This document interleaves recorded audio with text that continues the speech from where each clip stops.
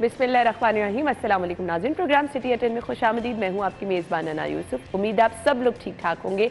अपनी सेहत का ख़ास ख्याल रखिए। मौसम में कुछ हम देख रहे हैं, धूप तो निकलती है लेकिन सर्दी की शिद्दत भी है। सो गला ख़राब, ज़ुकाम, क्योंकि आजकल मुझे खुद इन चीज़ों का सामना करना पड़ा है। सो एहतियात कीजिए, गर्म चीज़ों का इस्तेमाल कीजिए। आज के प्रोग्राम में हमने खबरें शामिल करनी है। आगे चल के इंशाल्लाह हमारे मेहमान भी हमें ज्वाइन करेंगे। कुछ महंगाई पर भी बात होगी और इसके साथ साथ हम कुछ दीगर सेगमेंट भी प्रोग्राम का हिस्सा बनाएंगे। जिनकी बर्थडे है जी, उनको भी हमने विश करना है इंशाल्लाह 11:05 पर। सो सबसे पहले प्रोग्राम का आगाज आज की टॉप स्टोरी से। पहली खबर है, निगरां वजीर आला पंजाब ऑपोजिशन ने सैयद मोहसिन रजा नकवी का नाम दे दिया। आज चीमा भी फहरिस्त में शामिल।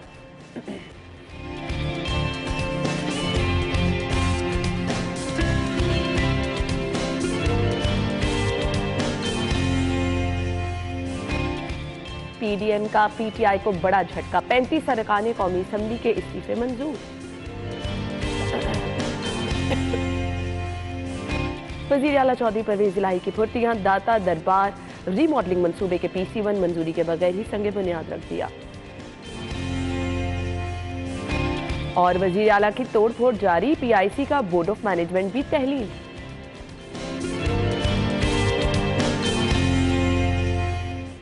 Welcome back. आज की टॉप स्टोरीज आप जान चुके हैं। हमने आना है जी आज की खबरों की डिटेल्स की तरफ। हमारे साथ हमारे सीनियर रिपोर्टर्स मौजूद हैं, दुरे नायाब और अली रामी ने आज हमें ज्वाइन किया। अस्सलाम वालेकुम, क्या हाल चले आपके? अल्लाह का शुक्र जी। अच्छा जी, अब बढ़ना है हमने आज की लीड स्टोरी की तरफ। आहत चीमा और निगरान वजीर आला के लिए ऑपोजिशन ने मोहसिन रजा नकवी साहब का नाम दिया है। दुरे नायाब, आपसे आगाज कर लेते हैं जी। पहले तो अल्लाह ताला का शुक्र है कि अल्लाह ताला ने हमारे इदारे को और हमारे इदारे के सरबराह को इस इज्जत से नवाजा जिसकी तवक्को कहीं भी नहीं थी और कहीं भी ऐसा चर्चा नहीं था जी कि बहुत ज़्यादा वो इन है इसमें आ रहे हैं। लोगों ने समझा, जिम्मेदारी के साथ बहुत मुशावरत हुई, कई घंटे मुशावरत हुई। उसके बाद ये चीज़ फैसला हुआ कि आहत चीमा साहब और मोहसिन साहब का नाम जो है वो दिया जाए। और मेरा ख्याल है कि इससे ज़्यादा बैलेंस जो है वो नेम नहीं आ सकते। जिस तरह पहले भी सीनियर साहबियों ने परफॉर्म किया, हसन अस्करी साहब ने निगरान हुकूमत चलाई और उससे ज़्यादा अच्छा प्रेसिडेंट नहीं मिल सकता। बाकी अगर मैं उनकी इंतजामी बात की सलाहियत की करूं तो मैं और अली रामे और आप भी, हम सब उनकी प्रोडक्ट बैठे हैं, हम उनके साथ प्रोडक्ट बैठे हैं। और इस इदारे के साथ लॉयल्टी में जो हमारा है, असल में उनके साथ काम करना बहुत बड़ी वजह है। बिल्कुल। और यकीनन जिस तरह से निगरान सेटअप में इस वक्त मुश्किलात हैं, बहुत ज़्यादा परेशानियाँ हैं, बहुत सारी चीज़ों को किसी सेंसिबल बंदे की ज़रूरत है। जिस तरह अल्लाह के फजल से अब पंजाब हुकूमत चलाई जा रही है तो ये बिल्कुल एडवर्स होगा। बिल्कुल, और ये इतना सेंसिबल तरीके से होगा जिसमें ना सिर्फ अफसरान को भी अपनी इज्जत महसूस होगी, इदारों को भी अपनी इज्जत महसूस होगी और जो फैसले हो रहे होंगे वो पूरी मुशावरत और रजामंदियों के साथ हो रहे होंगे। ये नहीं हो रहा होगा कि वन साइडेड बैठ के एक फैसला हो जाए बंद कमरे में और एक प्रिंसिपल सेक्रेटरी जो है ना वो पूरे पंजाब, पूरे पाकिस्तान को नचा रहा हो। ये नहीं होगा। जितना मैं उनको जानता हूँ इससे ज़्यादा बैलेंस ऑप्शन नहीं मिल सकती। बिल्कुल, आपने सही कहा। और माशाल्लाह से जिन इंतज़ामी सलाहियतों के मुतहम्मिल हैं और जिस तरह से हम देखते हैं तमाम चीज़ों के मैनेजमेंट मोहसिन साहब संभालते हैं, मेरे ख्याल से चैलेंज के साथ साथ एक बहुत बड़ा टास्क और बहुत खुश उसलूबी से सर अंजाम दे सकेंगे। अली, देखें, दुरे भाई ने बिल्कुल बात ठीक की है कि यहाँ पर इस अदारे को चलाने के लिए वो एक लीडर की तरह काम करते हैं और लीडर जो है वो अपनी टीम को हमेशा साथ लेके चलता है। बिल्कुल ऐसी। अब जो अगर उन पर ये जिम्मेदारी आयद की जाती है तो अब ये एक इदारा नहीं, अब एक पूरा सूबा होगा। और सूबे में ये बात तो ठीक है कि अफसरान, पॉलिटिकल लोग या पुलिस के लोग उनके साथ चलने को तैयार होंगे। लेकिन सूबा चलाना बहुत मुश्किल होता है, सूबा चलाना आसान असल में अली को अंदर वाले वो तमाम मसाइल पता है ना जो हल। हाँ, अंदर में आपकी खींचातानी बहुत होती है। यहाँ पे आप CEO हैं, वहाँ पे आप एक केयर टेकर CM होंगे और केयर टेकर, बिल्कुल केयर टेकर जब CM होंगे तब आपके सामने कुछ इख्तलाफात भी होंगे, आपकी बात नहीं भी मानी जाएगी, एतराज़ात भी आएंगे। तो वहाँ पर आप को decide as a political situation को देखते हुए आपको करना पड़ेगा। फिर आप यकमुश फैसला नहीं कर सकते। तो वहाँ पर एक सेटअप चलाना मुश्किल भी होगा लेकिन उनके लिए आसान भी होगा। आसान इसलिए क्योंकि बहुत सारे ऐसे ब्यूरोक्रेट्स जो हैं वो उनके साथ ऑलरेडी राब्ते में हैं, उनके साथ अच्छा लाइन है उनका, साल का ताल्लुक है, बड़ा अच्छा ताल्लुक है खुशी गमी का पुलिस में। कम अज कम मुझे ऐसा लगता है कि हमारे शहर के लिए कुछ बहुत अच्छा हो जाएगा, क्योंकि आज से नहीं सिटी 42 के क़याम से पहले छोटे छोटे मसाइल फिंगर टिप्स पे हैं हमारे। देखिए मसाइल हर बंदे को मालूम है कि मसाइल क्या हैं।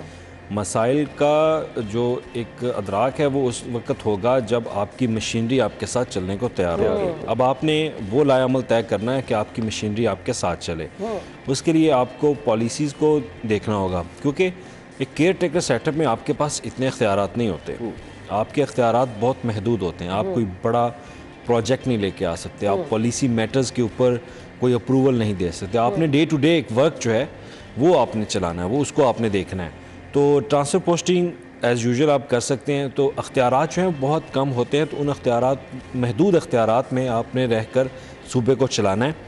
और उसमें हमारी तो यही कोशिश होगी और हम उनको आगाह भी करेंगे कि कहाँ पे मसाइल हैं, इन मसाइल को आप दूर करें। ये बेहतरीन एक चीज़ होगी कि हम उनको निशानदेही कर देंगे। बड़ी अच्छी सपोर्ट बन सकते हैं क्योंकि आप लोग इश्यूज को समझते हैं। और एक सबसे बड़ी जो इंपॉर्टेंट जिम्मेदारी उन पे अगर अल्लाह ताला उनको ये जिम्मेदारी देता है तो उन पे सबसे ज़्यादा जिम्मेदारी इदारों को न्यूट्रलाइज रखना होगा। ठीक है, जिसकी तवक्को आप अब सारे कर रहे हैं और ये बहुत बड़ा चैलेंज होगा कि सबको अपने एक दायरे में रखना है और सबके साथ एक अच्छे तरीके से लेके आपने ये 6 महीने का जो आपको एक मैंडेट दिया है आपने उसको अच्छे तरीके से चलाना है। और ये मैं आपको गारंटी के साथ कह सकता हूँ 6 महीने का मैंडेट चले, मैं उससे कुछ ऐसी बात का वक्त नहीं करना चाहता, लेकिन ये मैं आपको गारंटी के साथ कह सकता हूँ कि वो ये तमाम टास्क को शुरूबी से ना सिर्फ हमारे सामने इस मैनेजमेंट की इस इदारे की मिसाल है जो एक नन्हा सा पौधा लगा और माशाल्लाह आज 5 चैनल्स जिस तरह से खुश उसलूबी से चल रहे हैं। आज हर जगह आई फील सो प्राउड।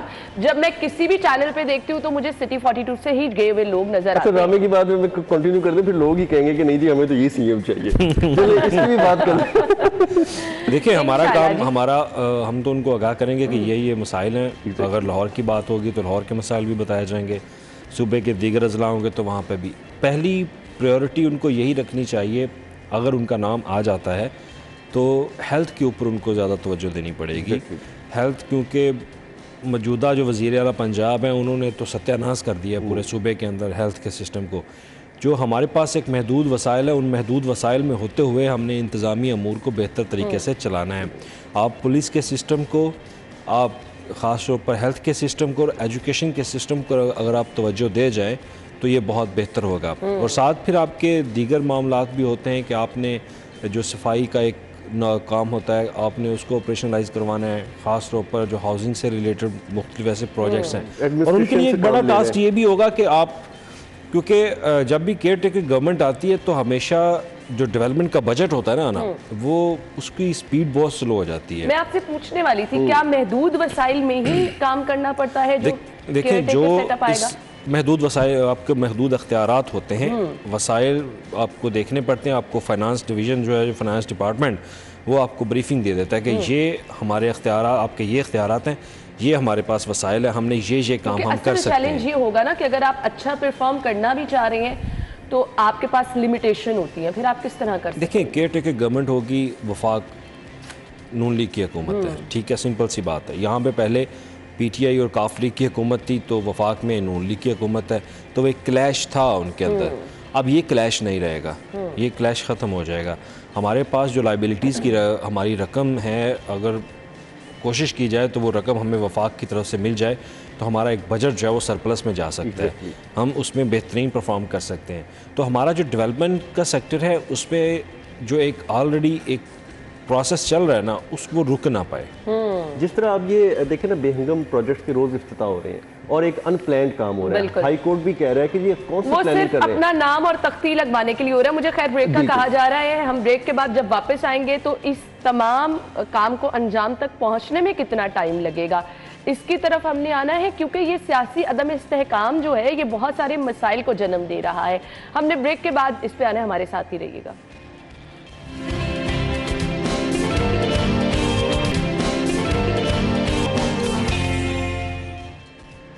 अब निगरान सेटअप के लिए तरीक़ेकार क्या होगा, किस तरह से ये निगरान सेटअप तश्कील पाएगा, नुरेन नायाब, जरा हमारे नाजरीन को समझा दीजिए। अभी तो देखिए जी, पहले कमेटी खेलेंगे। अभी कमेटी चलेगी, 3 दिन तक यही मामला होगा। पार्लियामेंट्री कमेटी बन रही है जी, स्पीकर के पास मामला चला गया है। उसके बाद अल्टीमेट जब ये अपने नामों पर इत्तेफाक नहीं कर सके तो ये पार्लियामेंट्री कमेटियाँ किस तरह वो सारी चीज़ों को एंड अप करेंगी। लेकिन फिर इलेक्शन कमीशन तक मामला जाएगा और इलेक्शन कमीशन अपना नाम जो भी होगा फाइनल करके भेज देगा।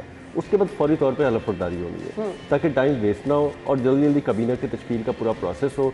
फिर अच्छे और सुलझे हुए जो अपनी फील्ड के माहिर हैं, वो टेक्नोक्रेट भी हो सकते हैं, वो साबिक ब्यूरोक्रेट भी हो सकते हैं, वो साबिक जुडिशरी से भी लिए जा सकते हैं, जज साहिबान, सीनियर सहाफ़ी भी हो सकते हैं, बड़े बहुत लोग हो सकते हैं आपकी काबीना में जो आप समझते हैं मुशावरत के साथ सबके साथ, उनको उसका हिस्सा बनाया जाएगा। ख्वाहिशात से हट के सेंसिबल लोगों को काबीना में लिया जाएगा। आपने सिस्टम चलाना है, आपने इदारों को न्यूट्रलाइज रखना है, आपने इन लोगों से काम लेना है महदूद इख्तियारात के साथ। बहुत बड़ा चैलेंज होगा। और फिर उसके बाद ये चीज़ें आहिस्ता से चलना शुरू हो जाएंगी। फिर ऊपर सियासी जंग एक अलहदा लगी होगी जी, अब जनरल इलेक्शन कराने हैं, अब आईजीजी विफाक को हम हिलाने जा रहे हैं। जिस तरह हमारे पीटीआई के दोस्त बहुत बड़े बड़े दावे आजकल कर रहे हैं जी कि शहबाज शरीफ साहब जो है ना, हम तो ये कर देंगे वो कर देंगे। लेकिन वो चीज़ें अपनी जगह। आपने आईनी तौर पर जो प्रोसेस है उसको ना सिर्फ पूरा करना है बल्कि उसको 100% इंप्लीमेंट भी करना है। वो तो सेट पैटर्न है जी, आपको उसको फॉलो करना ही पड़ेगा। जो देखिए मंडे तक आपने फाइनल कर लेना है, आपके पास मंडे तक टाइम है। अब देखें कल गवर्नर ने लिख दिया, अब आपने जुमेरात जुमा से पहले जो स्पीकर हैं वो आइन के आर्टिकल 224A की क्लॉज 1 और 2 के तहत 6 अरकान पर एक सूबाई मुश्तरका पार्लियामेंट्री कमेटी जो है वो तश्कील देंगे और उस पार्टी में 3 अपोजिशन के 3 जो हैं वो हुकूमती अरकान असम्बली शामिल होंगे। अब इनके पास भी 3 दिन का टाइम है, यानी कि 72 आवर्स हैं, तो इन 72 आवर्स में ये डिसाइड करेंगे। लेकिन दुर्गा भाई की बात ठीक है, अगर वज़ीर आला और अपोजिशन लीडर में ही डिसाइड नहीं हो पाया, उनमें ही एक नाम पर ऊपर इत्तफाक़ राय नहीं हुआ तो पार्लियामेंट्री कमेटी में भी नहीं होगा। मामला खुद ब खुद इलेक्शन कमीशन के पास जाएगा। इलेक्शन कमीशन पाबंद है कि वो इन्हीं नामों में से किसी एक का नाम मुंतखब करेंगे और उनके पास भी 2 दिन हो गए, यानी कि संडे तक उनके पास टाइम है। मंडे को आपने नाम फाइनल करना ही करना है और हो सकता है कि मंडे वाले रोज़ ही हलफ बदारी जो है वो हो जाए गवर्नर हाउस में। ठीक है, और उसके बाद कैबिनेट है आपकी, एक मुख्तसर सी काबीना होती है, वो भी आपने इसके लिए तो आपको थोड़ा सा इंतजार करना पड़ेगा। लेकिन अभी मैं थर्ड न्यूज की तरफ आ रही हूँ। हमने कंपैरिजन करना है। आई डोंट नो कि सीएम साहब को किस चीज की जल्दी पड़ी है, ये फुर्तियां क्यों हैं। दाता दरबार रीमॉडलिंग मंसूबे के PC1 की मंजूरी के बगैर ही संगे बुनियाद रख दिया। दुरे नायाब क्या करना चाह रहे हैं? जी मैं बिल्कुल प्रोग्राम स्टार्ट होने से पहले भी रामे से डिस्कस कर रहा था कि रामे, आपने कभी ऐसा सुना है कि कोई PC1 मंजूर ना हुआ हो और वहाँ पे तकरीब हो गई हो, पता नहीं फंड किधर है, उसकी फंड की एलोकेशन किधर है, वो प्रोजेक्ट जो है वो कागजी प्रोजेक्ट के इफ्तिताह जो हम कभी मिसालें दिया करते थे। सिर्फ क्या आपने तख्तियों तक महदूद रहना? अच्छा जी, अब इसमें LDA और हुकूमत का क्या मौक़िफ़ है? वो कहते हैं जी हम प्रोसेस में हैं, हम प्रोसेस कंप्लीट करने जा रहे हैं। जी मैंने कहा जी कंप्लीट करने जा रहे हैं, ये एंड वाला काम जो है सबसे पहले कर रहे हैं। आप कंप्लीट करने के बाद साबिक वज़ीर आला से ही फिर इफ्तिताह करा लेते, आपको तो कोई नहीं रोकता। ठीक है ना, अगर आपको इतना ही चाह था, इतना ही चाव था तो आप फिर रहने देते। इनके सिस्टम से जो डिसॉल्व हो रही है असम्बली, आप कहते थे कि हमने साबिक वज़ीर आला परवेज़ इलाही साहब की तख्ती लगवा लेते, कोई बात नहीं। हो सकता है जो भी केयर टेकर CM हो उसका दिल इतना बड़ा होता है, वो कहता है कोई बात नहीं, खैर मैंने कौन सा ये प्रोजेक्ट अपने नाम लगवा के कोई आगे बहुत लंबे चौड़े काम करने हैं। लेकिन प्रोसीजरल बाईपास, इस उजलत का मुजाहरा, और समझ नहीं आता कि इतनी हिर्स किस बात की है। आप गुज़िश्ता 2 हफ्तों से मंसूबों पे अब तख्तियां लगाई जा रही हैं, अधूरे मंसूबे, ऐसे मंसूबे जो अभी बाकायदा कॉन्ट्रेक्चुअल और कोई एक नहीं, आपके पास 3-4 ऐसे। देखिए ना, आप शादरा मंसूबा अभी उसका सिर्फ टेंडर हुआ है, टेंडर फाइनल हुआ है, आपने जाके वहाँ पे तख्ती लगा दी है। ठीक है, आपका सगिया मंसूबा अभी वो 3-4 अरब रुपए का मंसूबा चल रहा है, अभी वो 80% 70% में घूम रहा है, कंप्लीशन नहीं हुई। जिस जगह पे तख्ती लगाई है जो लाहौर की वो एंट्रेंस है और उसके बाद टूल प्लाजा पुराना अबंडेंट होता था, आपने उस अबंडेंट टूल प्लाजा की रेनोवेशन हो रही है, आपने वहाँ जाकर तख्ती लगा दी है।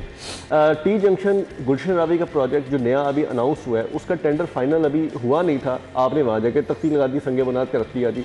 अब ये जो कागजों में था जिसका भी पता ही नहीं है कि कौन करेगा, फंड कहाँ से आएंगे, फाइनल अप्रूवल कहाँ पे पड़ी है, इस मंसूबे को 2-2 PC1 जमा है। बस ये कोशिश है हर जगह पर परवेज़ इलाही साहब का नाम लिखा हुआ नजर समनाबाद अंडरपास जो इंतहाई स्लो गोइंग प्रोजेक्ट है उस पर भी तख्ती लगा दी। समनाबाद स्पोर्ट्स का एक वो क्रिकेट स्टेडियम बन रहा है जो भी कहीं नहीं पता नहीं कैसे बनना है, वहाँ भी जाके भी आपने संगे बना के तख्ती लगा। ये तो फुर्तियाँ होगी ना कि तख्ती लगाने की। आप ये देखें कि गुजरात के लिए उन्होंने 100% रिलीज़ करवा लिया, ज़िले के किसी के जो एलोकेशन है वो बजट 100% रिलीज़ नहीं हुआ। सिर्फ गुजरात, मंडी बहाउद्दीन और हाफजाबाद में 100% बजट जो है वो रिलीज हो चुका है। सॉलिड इधर से जेब से सरकार की निकाल के शिफ्ट हो गया। ये अली की खबर है, गुजरात पर नवादिशात मंसूबों का हुजूम 92 अरब से तजावुज कर गया। कम रकम नहीं है। अच्छा, हम तो 60 अरब परेशान हो रहे होते फिर हमें ये 92 अरब हो गए। 92 बिलियन एस्टिमेट कॉस्ट जो प्रोजेक्ट है उनकी हुजम 92 अरब रुपए तक पहुंच चुका है। ये सिर्फ गुजरात के अंदर। और इस पर रिलीज कितना कराएंगे? उन्होंने 41 अरब रुपए रिलीज हो चुका है गुजरात डिवीजन को इस वक्त, और उसमें से 29 अरब रुपए यूटिलाइज भी हो चुके हैं।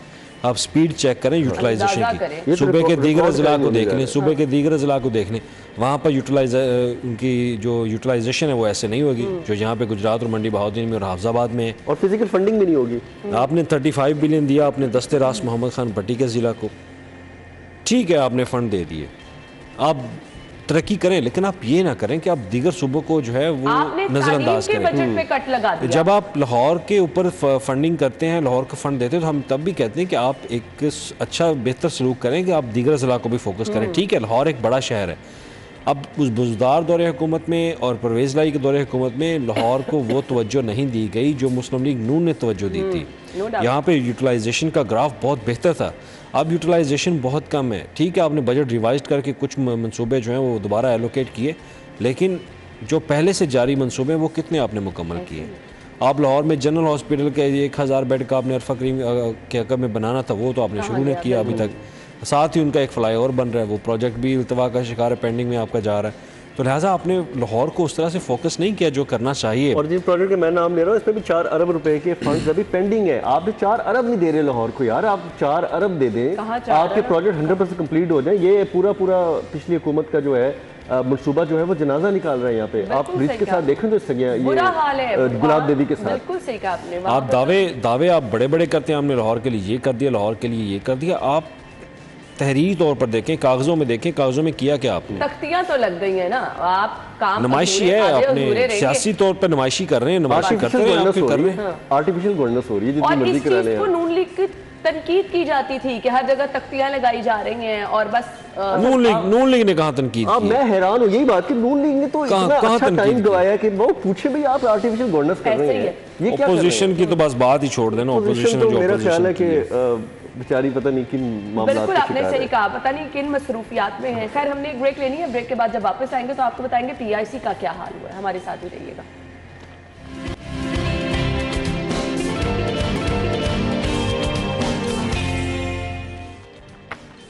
ब्रेक के बाद आपको एक बार फिर से खुशामदीद कहेंगे। शहर के अस्पतालों के हालात तो हम आपको बताते ही रहते हैं और अभी रिसेंटली पीआईसी के हालात भी आपके साथ डिस्कस किए। पीआईसी का बोर्ड ऑफ मैनेजमेंट तहलील कर दिया गया है। असल में वज़ीर आला साहब अली करना क्या चाह रहे हैं, मुझे ये समझा दीजिए। कल जाहिद चौधरी साहब ने जब ये खबर दी ना कि असम्बली की तोड़ने के बाद पीआईसी का बोर्ड जो है वो भी तहलील कर दिया, अब इसमें से जो नॉन ऑफिशियल मेंबर थे उनको निकाला गया।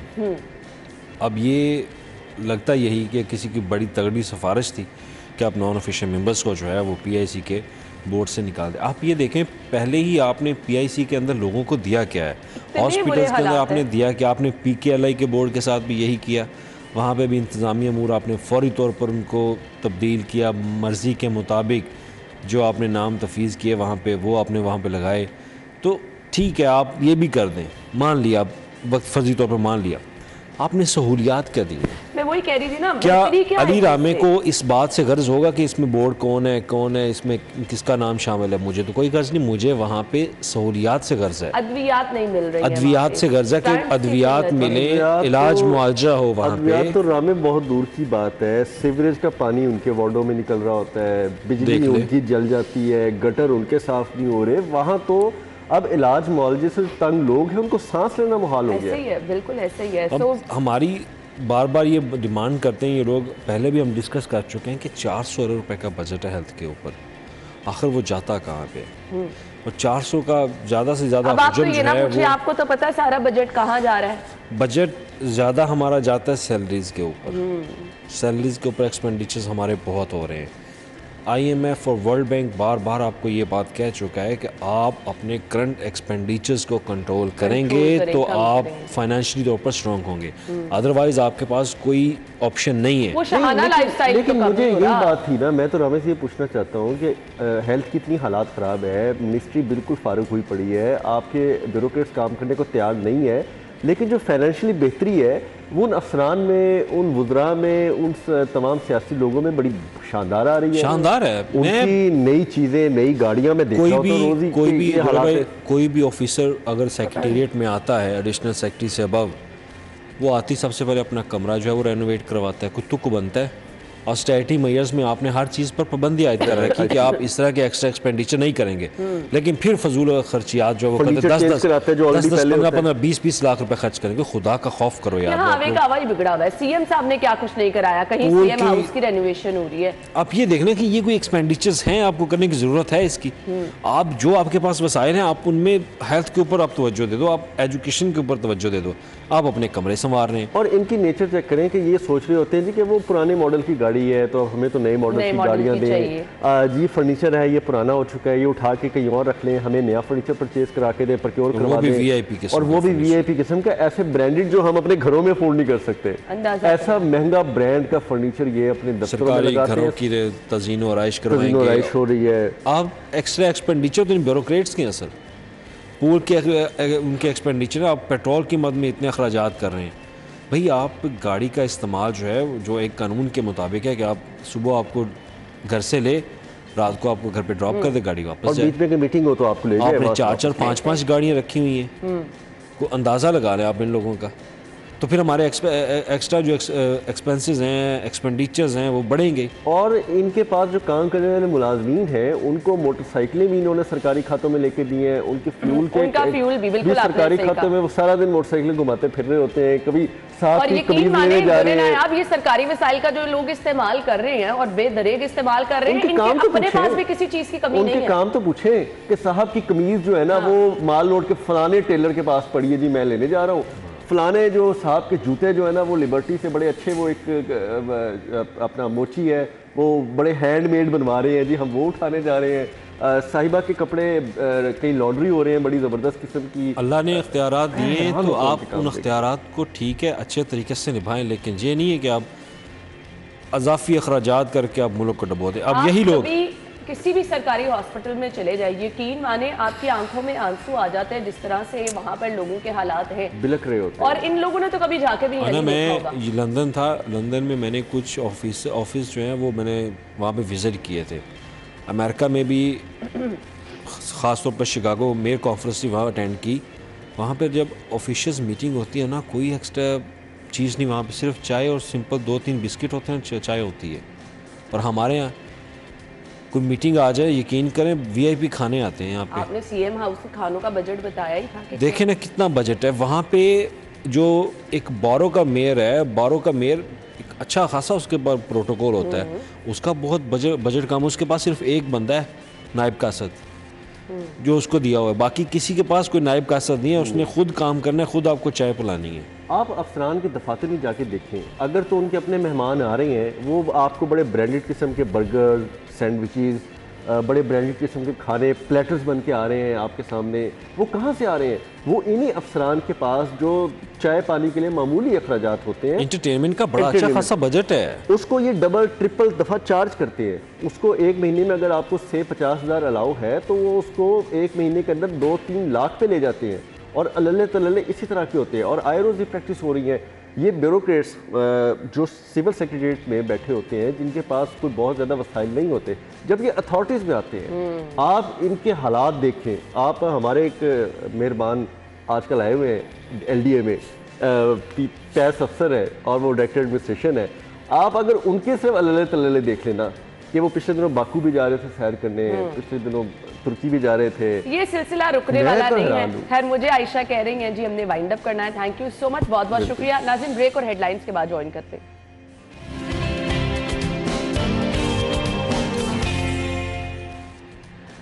एक बार फिर से आपको प्रोग्राम में खुश आमदीद कहेंगे। नाज़रीन, ताजिर बरादरी नो डाउट हमारी मुल्की मैशत में रीढ़ की हड्डी की हैसियत रखती है, लेकिन हम टाइम टू टाइम इनके मसाइल इसीलिए हाईलाइट करते रहते हैं ताकि जहां पर इनके लिए सहूलियात हों वहीं पर वो लोग जिनकी कुव्वत ख़रीद जवाब देती जा रही है, आम सारिफिन, उनके लिए भी आसानियां पैदा हो सके। क्योंकि हम लोगों को भी ख़रीदारी करनी है, हम लोगों को भी चीज़ें ख़रीदने के लिए मार्केट में जाना है, लेकिन हालिया सूरत हाल महंगाई की इस कदर बिगड़ चुकी है कि आज जिस टॉपिक पे हम बात करने वाले हैं, इलेक्ट्रॉनिक्स की अशिया बहुत ज़्यादा महंगी हो गई हैं और गरीब की पहुंच से बिल्कुल ही दूर होती चली जा रही हैं। ऐसे में आप महंगी तरीन अशिया खरीद लें, उनकी क्वालिटी कॉम्प्रोमाइज़ हमेशा हो जाती है। सो आज हम आपको कुछ गाइड करेंगे कि अगर आप महंगी चीज़ें खरीद रहे हैं तो क्वालिटी आपने किस तरह से इंश्योर करनी है। सेकेंडली, शहर की बड़ी मार्केट, आबिद मार्केट, जहां पर मुझे तो हमेशा से ट्रैफिक मसाइल का ही सामना रहा है, दीगर मसाइल इस मार्केट के क्या हैं और किस तरह से ये मसाइल हल हो सकते हैं। हम हुकाम बाला तक भी ये मसाइल पहुंचाने की कोशिश करेंगे। अल्टीमेटली इससे ना सिर्फ ताजिर बल्कि वहाँ पे जाने वाले लोग जो हैं वो भी मुतासर होते हैं। नायब सदर आबिद मार्केट एहसन तारिक साहब ने हमें ज्वाइन किया है, अपने शो में वेलकम करेंगे। अस्सलाम वालेकुम जी। बहुत शुक्रिया ma'am, so nice of you. Thank you so much, आपके वक्त का भी बहुत बहुत शुक्रिया। सबसे पहले तो मैं आपसे जानना चाहूँगी, आबिद मार्केट बड़ी इलेक्ट्रॉनिक्स की मार्केट है शहर की, किन किन मसाइल का सामना रहता है यहाँ पे आपको? आपने जैसा भी बोला कि सबसे बड़ा इशू तो पार्किंग का है और ये साल से हम हमेशा हाई मैनेजमेंट को इन्फॉर्म करते हैं, पर अनफॉर्चुनेटली कभी किसी ने हमें सुना ही नहीं है। बिजनेस कम्युनिटी की जो अपनी व्हीकल है वो मैक्सिमम कोशिश करते हैं हम साइड में कहीं पार्क कर लीजिए, अनलिमिटेड यहाँ पर स्टाफ है और उसके अलावा जो कंज्यूमर आता है उसके कोई पार्किंग नहीं मिलती। एग्जैक्टली। और क्वींस रोड बहुत बिजी रोड है, ये मजंग चुंगी जो है ये मिड ऑफ सिटी है। जितने आपके लिंक रोड हैं वो तमाम के तमाम ही बहुत बिजी। मुल्तान रोड हुआ, मार रोड हुआ, जे रोड हुआ, सबको लिंक कर रहा है। हाँ जी। लेकिन अनफॉर्चुनेटली हमें हमेशा नजरअंदाज किया गया है पार्किंग के हवाले से। सही। सबसे मेन इशू इस मार्केट का पार्किंग ही है। उसका दूसरा बहुत से ऐसे महकमे हैं अक्रोचमेंट के, टीपा के और भी अनफॉर्चुनेटली नए से नए आ जाते हैं, सिटी के सेंटर में मौजूद हैं। ऐसा ही है। सो कभी आपने डीसी साहब को, कमिश्नर साहब को अप्रोच नहीं किया कि आपके कम से कम ये मसाइल हल हों? क्योंकि लेट्स सपोज अगर मैं कुछ खरीदने के लिए गई हूँ, मुझे पार्किंग ही नहीं मिलेगी, मैं कहाँ रुकूंगी? नहीं, कस्टमर आ ही नहीं सकता। इतना रेवेन्यू जनरेट करके देना, आप मार्केट ताजरान पूरे मतलब हम सपोर्ट करने तैयार है। हम हमेशा ताजिर कभी भी टैक्स देने से भागता नहीं है, टैक्स देना चाहते हैं, पर एक इजी वे होना चाहिए कि हमें फैसिलिटेट करें, हम भी उन्हें फैसिलिटेट करें। अपने तौर पे कभी सजेशन दियो कि फलां पॉइंट हम मुतय्यन कर लेते हैं, यहाँ पे पार्किंग बना ले, क्योंकि पार्किंग अगर प्रॉपर बन जाए तो बहुत सारे मसाइल हल हो जाएंगे। हाँ जी, वहाँ पर वाइस रोड में बड़ी अच्छी मतलब कि पड़ा हुआ है, जगह पड़ी हुई है। हमने कहा सिर्फ हमें जगह अलॉट कर दें, हम अपने ऑन में उसे प्लाजा बना देते हैं, ठीक है, ताकि वहाँ पार्किंग हो जाए, कस्टमर वहाँ पर इजीली असेस कर सके। सही। पर हमेशा वादे किए गए लेकिन कुछ इम्प्लीमेंट नहीं किया गया। सही। इसके अलावा आपको क्या लगता है मसाइल कोई सिक्योरिटी के हवाले से? सिक्योरिटी के लिए हमने गार्ड्स रखे हुए हैं, हर मामला रखा हुआ है, सिक्योरिटी अल्हम्दुलिल्लाह अच्छा है, लेकिन रोज़ाना की बेस में अक्रोचमेंट आ रहे हैं, कभी कोई नया महकमा आ रहा है, हमें कोई भी अच्छी SOPs बना कर दे दें। अच्छा, मुझे थोड़ा सा ये भी फील होता है कि आप लोगों ने खुद अपनी दुकानों से बाहर कुछ सामान इस तरह से रख दिया है, या 24 घंटे आप लोगों की वो लोडिंग वाली गाड़ियाँ भी मौजूद होती हैं जो थोड़ा सा ट्रैफिक के लिए वो भी सबब बनती है। जी, आप सही कह रही हैं, ऐसा है, लेकिन जो व्हीकल जो है जिसने लोड करवाना है उसे लोड तो करवाना ही है। मैं आपसे वही अर्ज कर रहा हूँ कि ऐसी अगर आप इसको पीक आवर्स के अलावा ऑल्टरनेट टाइम्स पे भी ले जाएं तो मेरे ख्याल से कुछ बेहतर हालात हो सकते हैं। मैम, कोई कंज्यूमर आते कस्टमर वेट नहीं करता उससे चीज़। अब देखें ना, वहाँ पे करीबी हॉस्पिटल्स भी हैं, करीबी आपके स्कूल कॉलेजेस भी हैं, उसी रोड से गुजर के जाना है, तो फिर इशू तो इसी तरह रहेगा। ये तो फिर मुझे लगता है कि ना हल होने वाला मसला है। हमारी जो पार्किंग, हमारी जो व्हीकल जो लोड करती है सामान, वो मेजोरिटी वेयर हाउस से करती हैं, ठीक है, हम वहाँ से नहीं करवाते हैं। लेकिन ऐसा फील हो रहा होता है क्योंकि प्रॉपर SOPs नहीं है हमारी तरफ से, गवर्नमेंट की तरफ से, हमें दी जाए, हम प्रॉपर उसमें चलेंगे। हम अप्रोच में आप कह रही है हमने सामान बाहर निकाला होता है, हमें बताया जाए कहाँ हमारी असेस है, क्या मामला है, हम उसके आगे नहीं आएंगे और ना आते हैं। यानी कोई लिमिटेशन तो दी जाए, बैठ के बात तो की जाए, वो आपका मुतालिबा है। खैर, अब आ जाए इस पॉइंट की तरफ जो कि सारिफीन का एक बहुत बड़ा मसला बनता चला जा रहा है। हालिया महंगाई की सूरत हाल, अब मजबूर हैं वो लोग जिन्होंने अपनी बेटियों की शादी करनी है, सामान खरीदना ही खरीदना है, और इतना महंगा सामान एकदम से खरीदना किसी की पहुंच में नहीं रहा है। इंस्टॉलमेंट वाले टॉपिक पे मैं आऊँगी, लेकिन सबसे पहले मुझे ये बता दें लोगों की कुव्वत खरीद कहाँ तक गई है? 30 to 40% इंक्रीजमेंट आया 2023 में। इतनी महंगाई कभी भी नहीं देखी जितनी इस साल देखी है 2022 में। हम बेसिकली हम लोग इम्पोर्ट बेस्ड इकनॉमी है, और अगर मैन्युफैक्चरिंग के नाम में हम अपना चीज़ बना भी रहे हैं तो SKB कर रहे हैं, बस पार्ट्स मंगवा रहे हैं और असेंबलिंग यहाँ कर रहे हैं। पहले तो मैं अपने सार्फिन को ये बोलूँगा कि जो भी चीज़ लें लोकल परचेज़ करें। हम उस टाइम तक डेवलपमेंट नहीं कर सकते अनलेस हम एक्सपोर्ट बेस्ड इकनॉमी बने। हमें अपने प्रोडक्ट्स को इन्हांस करना चाहिए, इंकरेज करना चाहिए। इंपोर्ट वाले जो ब्रांड है उन्हें हमें डिस्करेज करना चाहिए। जो लग्जरी आइटम्स हैं उसे हमें छोड़ना चाहिए, उसमें बेशक इंपोर्ट ना करवाएं। आई मस्ट से कि लग्जरी आइटम्स अब किसी की पहुंच में भी नहीं है, ऑनेस्टली स्पीकिंग। ऐसा ही है। अब आम बंदा अब लग्जरी आइटम्स की तरफ जा ही नहीं सकता, तो हम उसकी हौसला शिकनी तो कर ही रहे हैं, लेकिन वो किसी की कुव्वत खरीद में भी अब किसी ने अपनी बेटी बहन को अगर कुछ सामान देना है, उसने बेचारे ने सिर्फ वॉशिंग मशीन देनी है, एक माइक्रोवेव ओवन देना है, चीजें ये नेसेसरी चीज़ें हैं। इसमें गवर्नमेंट को चाहिए कि from the very first time जब असेंबलिंग करने जा रहे हैं, मैन्युफैक्चरिंग हो रही है और लास्ट एंड यूज़र तक उसकी प्राइस को चेक एंड बैलेंस रखें। जिसमें वॉशिंग मशीन आ रही है, एयर कूलर आ रहा है, छोटा पंखा आ रहा है, इसमें प्राइस कंट्रोल करनी चाहिए। सही। हम मैन्युफैक्चरिंग में एहसन साहब मुझे एक मन तक समझा दें, बहुत सारे सारिफीन हमारे अपने कलीग्स आबिद मार्केट की ही डिफरेंट दुकानों पे जाते हैं, सेम ब्रांड्स की कीमतों में चेंज होना और अच्छा खासा डिफरेंस होना, ये क्या मंतक है? आपकी शॉप पे कोई और प्राइस है, ब्रांड वही है, किसी और शॉप पे कोई और प्राइस है सेम ब्रांड की, क्यों?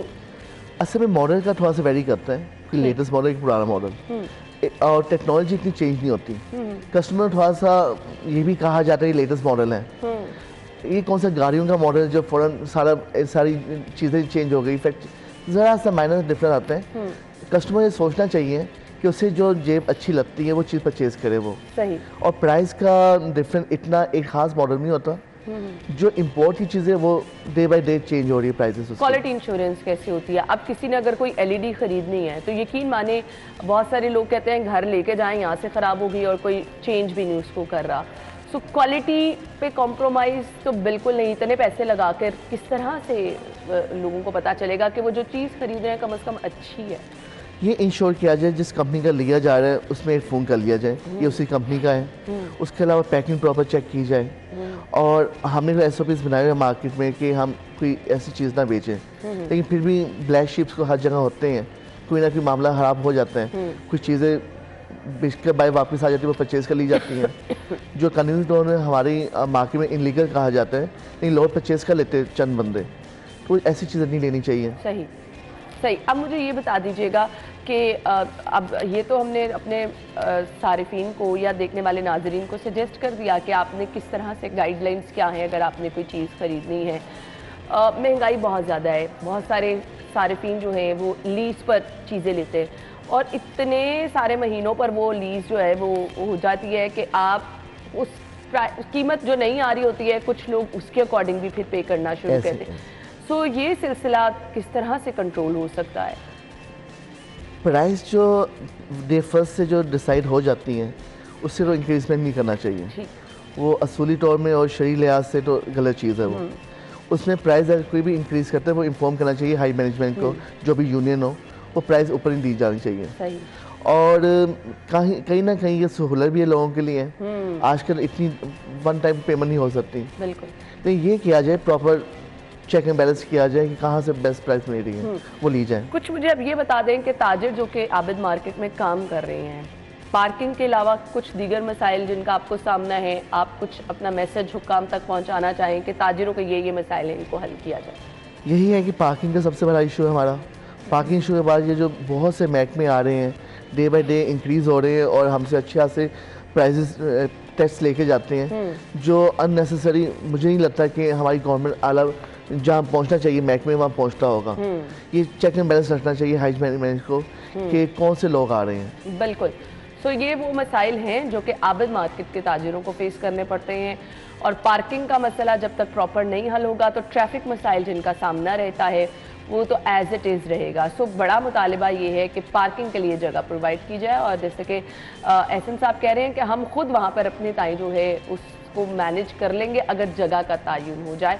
तो ना सिर्फ ताजरों का मसला हल हो जाएगा, बल्कि सफ़र करने वाले जितने भी लोग हैं आसपास वाले लिंक रोड पे, उनके मसाइल भी हल हो जाएंगे। थैंक यू सो मच, बहुत बहुत शुक्रिया आपके वक्त के लिए। नाज़रीन, हमने एक जाना है ब्रेक की तरफ, ब्रेक के बाद ज्वाइन करेंगे।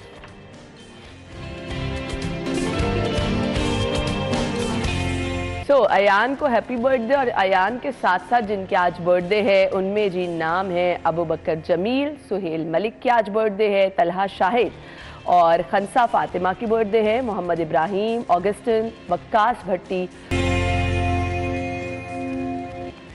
कोमल बाहर मौजूद है। Over to you. जी बिल्कुल अन्ना, शहर लाहौर की फ़िज़ा जो है वो अब तब्दील हो रही है। शहर लाहौर में जो हम सर्दी की शिद्दत में इजाफा देख रहे थे, आज महकमा मौसमियात की जानिब से बताया गया है कि मौसम जो है वो कल की निस्बत थोड़ा बेहतर महसूस किया जाएगा। जबकि दर्जा हरारत के हवाले से बात की जाए तो मौजूदा दर्जा हरारत भी तकरीबन 9 डिग्री सेंटीग्रेड रिकॉर्ड किया जा रहा है, और आइंदा 24 घंटों के दौरान कम से कम दर्जा हरारत तकरीबन 7 रहने वाला है, ज़्यादा से ज़्यादा 17 डिग्री तक जाएगा, और सूरज की हरारत से शहरियों को महसूस होने का आज मौका भी मिलेगा। और साथ ही साथ ये भी बताया जा रहा है कि बारिशों के हवाले से जैसा कि कोई भी इम्कान मौजूद नहीं है, लेकिन सर्द हवाएं जो कि शुमाल मगरिब की जानिब से शहर लाहौर की जानिब जो है वो बलोचिस्तान से दाखिल हुई हैं, तो ये हवाएं जो है शहर लाहौर में मज़ीद सर्दी का बायस भी बन सकती हैं। क्योंकि जिस दिन सूरज तेज़ किरणें दिखाता है, तेज़ किरणें बिखेरता है, उसी दिन जो है शहर लाहौर में शाम के औकात में शदीद सर्दी की शिद्दत की एक लहर जो है वो भी महसूस की जाती है। बात की जाए लाहौर में धुंध के हवाले से तो आज धुंध में कमी भी देखी जा रही है, और शहरी जो है वो आज काफ़ी मुतमईन भी नज़र आ रहे हैं, क्योंकि महकमा मौसमियात की जानिब से अच्छी पेशगोई ये की गई है कि आज सूरज जो है वो काफ़ी देर शहर लाहौर की जानिब अपनी किरणें बिखेरता नज़र आएगा।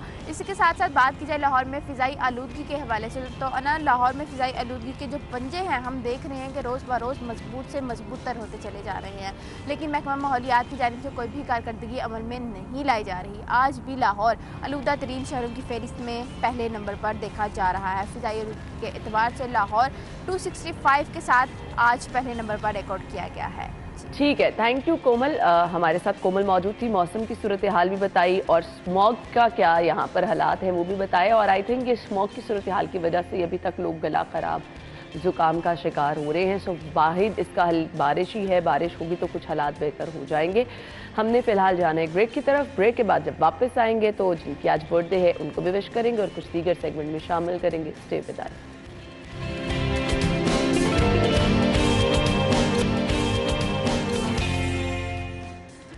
वेलकम बैक, और अब हमने सेगमेंट शामिल करना है today's healthy tips.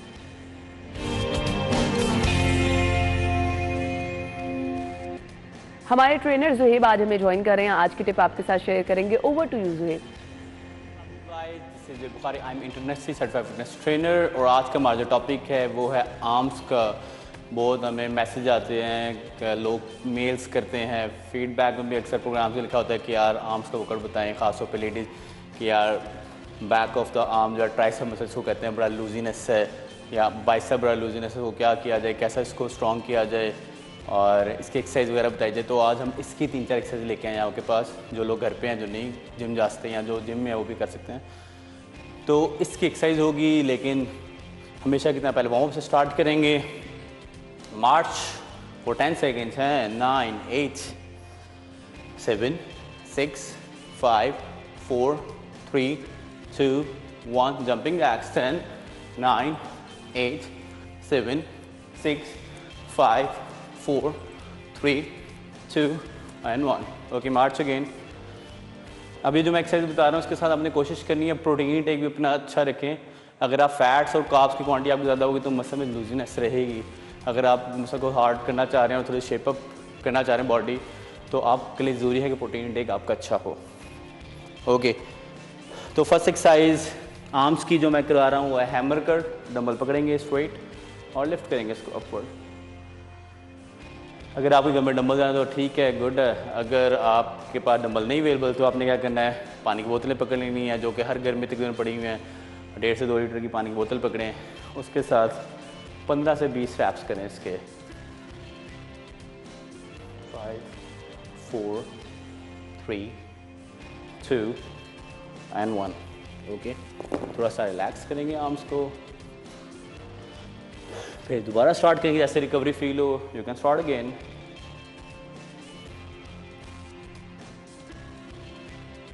Okay, 5 reps, 5, 4, 3, 2 and 1. Okay, तो ये थी हमारी फ्रंट मसल की एक्सरसाइज बाइसेप्स की। अब बैक मसल इसको ट्राइसेप कहते हैं, एक्सरसाइज करेंगे, डंबल पकड़ेंगे, होल्ड करेंगे और over your head like this, पूरा स्ट्रेट जाएंगे और maximum range of motion downward. 10, 9, 8, 7, 6, 5, 4, 3, 2, 1। इसके 10 to 20 रैप्स करेंगे, इसके भी 3 सेट्स करेंगे, जैसे आपने आर्म्स के 3 सेट्स करें। मैं तो यहाँ पे 2 सेट्स कर रहा हूँ आपको जस्ट डेमो के तौर पे। आप 3 सेट्स करोगे, 15 to 20 रैप्स ईच एक्सरसाइज करोगे। दोबारा से एक मिस्टेक जो इसमें नॉर्मली लोग करते हैं, इसको बिल्कुल ओवर दी हेड के बाद थोड़ा सा आगे ले आता है। उसके क्या होता है, जब आप नीचे लेके जा रहे हो तो डंबल आपकी नेक पे हिट करता है, तो इसको बिल्कुल पीछे लेके जाए मैक्सिमम, ताकि सेफ जोन में रह के आप एक्सरसाइज कर सको। 5, 4, 3, 2 and 1। ओके, तो अब हमारी नेक्स्ट एक्सरसाइज जो है डायमंड पुशअप्स। आपने क्या करना है, जस्ट फ्लोर पे लेट जाना है, नीज़ पे। अगर इफ़ यू आर बिगिनर तो आप नीज़ पे करोगे, और मैं इसको फुल पे भी करता हूँ, लेकिन आपको दिखाने के लिए, ताकि जो लोग फुल नहीं कसते वो नीज़ पे करेंगे। क्लोज करेंगे अपने पाम, हाथ जोड़ेंगे, मैक्सिमम नीचे, down and up. This is diamond pushups for tricep. Back muscle की है ये, आपके आर्म की। 10 रैप्स करेंगे। 3, 2 and 1। रिलैक्स करेंगे थोड़ा सा आर्म्स को, जैसे रिकवर हो जाए बॉडी। उसके बाद दोबारा आप स्टार्ट करेंगे, दोबारा नीज पे आएंगे and down again, maximum down, maximum range of motion तक जाओगे आप। स्ट्रेट डाउन एंड अप, शाबाश। 5, 4, 3, 2 and 1। ओके, तो अगेन इसके मैं 2 सेट्स किए, आप इसके 3 सेट्स करोगे। नेक्स्ट हमारी एक्सरसाइज जो है वो है चेयर डिप्स। अगर आप जिम में हो तो आप बेंच यूज़ करते हो, आप घर पे तो आप चेयर यूज़ करते हो, बेड के साइड यूज़ करते हो। आपने बस को होल्ड करना है, नीज स्लाइटली बेंड होंगी और नीचे की तरफ जाओगे मैक्सिमम। 10 रैप्स करेंगे। 5, 4, 3, 2 and 1। मेरे आर्म इस वक्त फुल एग्जॉस्ट हो गए एक्सरसाइज से। अगर आप प्रॉपर एंगल के साथ करोगे तो आपका प्रॉपर मसल हिट होगा और आपको फील होगा कि यार आप एक्सरसाइज कर रहे हो। जो आपका एंगल प्रॉपर नहीं होगा तो आप प्रॉपरली अपना मसल हिट नहीं कर सकोगे। 5, 4, 3, 2 and 1। Okay, welcome back. और अब प्रोग्राम में हमने अगले सेगमेंट की तरफ बढ़ना है। अगला सेगमेंट हमारा है जी, हमने आपको रेट सब्जियों के बताने होते हैं जी, क्या है। सो शामिल कर लेते हैं आज के भाव।